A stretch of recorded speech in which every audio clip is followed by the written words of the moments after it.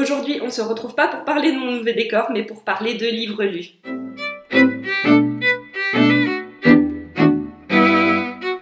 Vous allez voir, il y a un petit peu une thématique, un fil conducteur, alors que c'était pas du tout prévu. Le premier livre dont je vais vous parler, c'est Le bruit des trousseaux de Philippe Claudel. Ce livre, c'est en fait un témoignage sur la prison, puisque Philippe Claudel a été professeur pendant plusieurs années ou plusieurs mois dans une prison, et donc il nous a un petit peu relaté dans ce livre, qui n'est pas très gros, la vie des incarcérés, mais aussi des surveillants.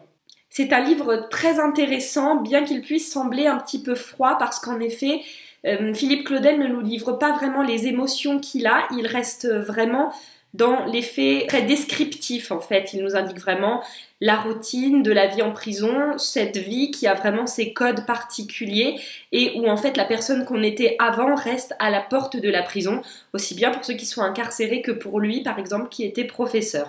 J'ai trouvé ça très instructif, très intéressant puisque c'est un monde qu'on connaît très peu et très mal finalement.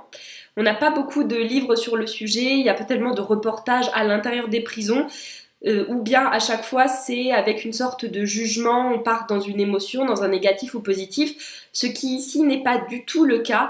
Philippe Claudel reste très neutre et c'est ce que j'ai vraiment aimé, pour autant c'est pas lourd du tout, son style fait que c'est très agréable à lire. On ne va pas suivre l'histoire des prisonniers avant, après, etc. On les suit à un moment donné parce qu'ils sont là dans la vie de la prison à cet instant-là que Philippe Claudel décrit. J'avais acheté ce livre parce que la prison c'était un sujet qui m'intéressait énormément, que j'avais envie de connaître un petit peu plus et je dois dire que c'était vraiment le livre parfait qui ne raconte pas une histoire, qui n'est pas non plus dans la description barbante, c'était vraiment l'idéal entre deux. Si vous avez envie de lire un témoignage, un essai en fait sur la vie en prison, je vous conseille ce livre qui est publié chez Le Livre de Poche. Parenthèse, excusez-moi, la lumière passe du jaune au blanc, je ne comprends pas, hein, je ne sais pas pourquoi ça fait ça, donc j'espère que ça va pas trop perturber la vidéo. Un livre très intéressant à lire si le sujet vous intéresse parce que sinon clairement vous allez un petit peu vous ennuyer. On reste vraiment dans la même veine de témoignage avec Regarde les lumières mon amour d'Annie Ernaux, à la différence qu'ici on sent quand même un petit peu le point de vue de l'auteur poindre sous le témoignage qui se veut pourtant assez neutre.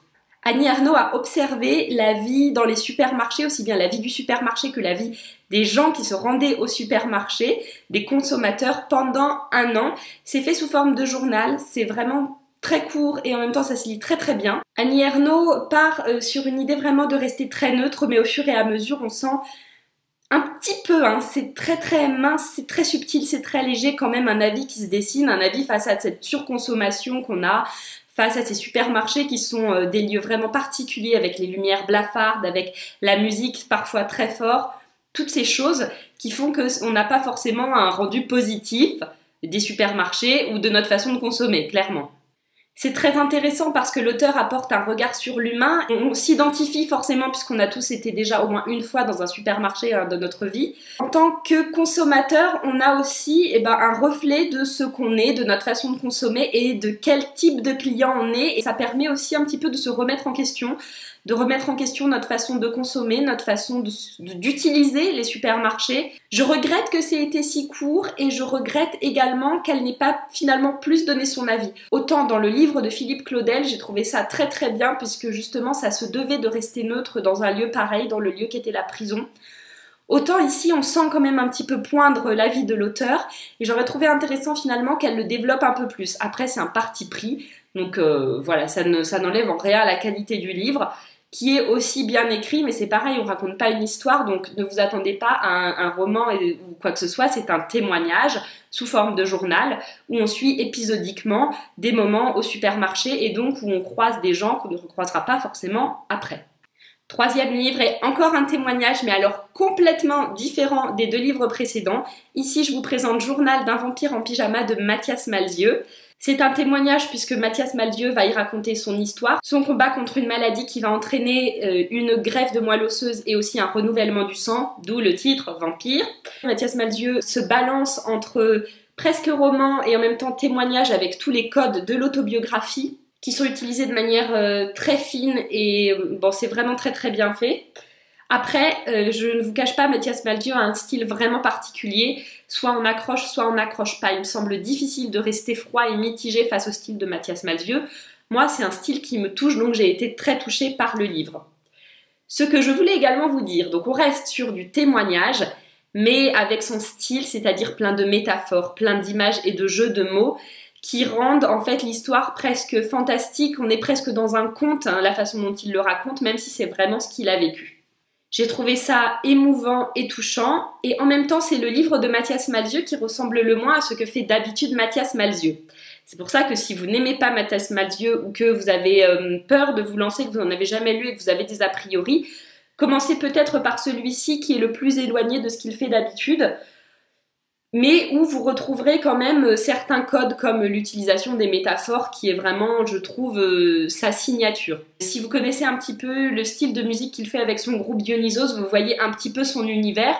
Je vais pas vous dire que ce qui est dans le livre c'est complètement éloigné de cet univers musical. C'est assez proche de cet univers musical loufoque, rock, barré et en même temps très tendre et poétique. Moi, c'est quelque chose qui me touche beaucoup. Pourtant, ce n'est pas du tout le style que je lis d'habitude, mais chez lui, voilà, ça match avec moi, avec mes émotions. Donc si vous aimez tout son univers à Mathias Malzieu, si vous aimez l'univers du groupe Dionysos, évidemment lancez-vous, et je pense que vous connaissez déjà les livres et que vous avez déjà sans doute lu celui-là. Si vous avez peur de vous lancer dans Mathias Malzieu, lisez aussi Journal d'un vampire en pyjama, parce que vous découvrirez peut-être un auteur que vous aimerez beaucoup, ou vous détesterez beaucoup, je ne sais pas.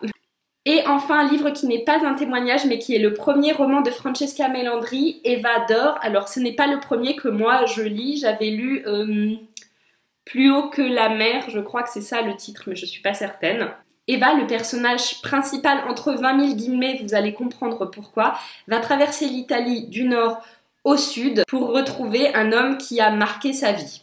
Durant ce voyage en train, on va être projeté dans le passé auprès de la mère d'Eva, Gerda, qui était une femme forte et magnifique dans sa qualité de femme et dans sa façon de procéder, qui était presque féministe sans s'en rendre compte et aussi sans le vouloir. Oui, c'est possible. On va donc alterner entre le passé avec Gerda et le présent d'Eva pendant son voyage en train. C'est pas tellement le voyage qui est important. Le voyage d'Eva, c'est simplement le prétexte à revenir justement sur ce passé personnel et familial, mais aussi sur un passé historique du Tyrol du Sud, puisqu'en 1919, le Haut Adige, alors excusez-moi, je ne parle pas italien, donc je ne vais pas essayer de le prononcer en italien parce que ce serait absolument encore plus ridicule que de le faire avec l'accent français.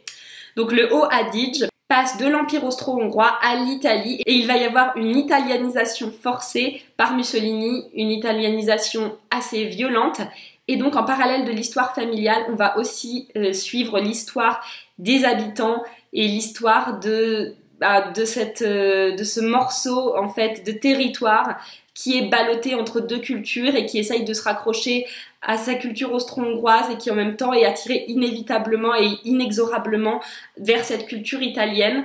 On va découvrir les dilemmes et c'est absolument intéressant. J'aurais aimé qu'il y ait encore plus de pages à ce sujet-là parce que c'était quelque chose que je ne connaissais absolument pas et j'ai vraiment appris des choses dans ce roman en plus d'être très bien écrit. C'est une très très belle plume littéraire et légère en même temps. Je vous invite vraiment à découvrir Francesca Melandri dans un de ses livres parce que sa plume peut toucher certains, et en tout cas je ne pense pas que quelqu'un peut vraiment détester les livres de Francesca Melandri. On y trouvera forcément une certaine qualité littéraire même si elle ne nous touche pas à chaque fois. Voilà pour ce petit point lecture. N'hésitez pas à me dire en commentaire s'il y a des livres que vous avez lus ou que vous avez envie de lire dans ce que je vous ai présenté. N'oubliez pas également de liker la vidéo, moi ça me fait plaisir et ça me motive, hein. C'est stupide mais quand je vois un like je me dis ah ok donc bon ça a plu à quelqu'un, c'est quand même cool. Et vous pouvez aussi vous abonner en cliquant sur le rond qui apparaît là ou là, j'en sais rien du tout. Il suffit d'aller dessus et de cliquer pour vous abonner à la chaîne et pour suivre toutes les vidéos qui seront publiées. Je vous fais des gros bisous et à très vite dans une prochaine vidéo. Bye!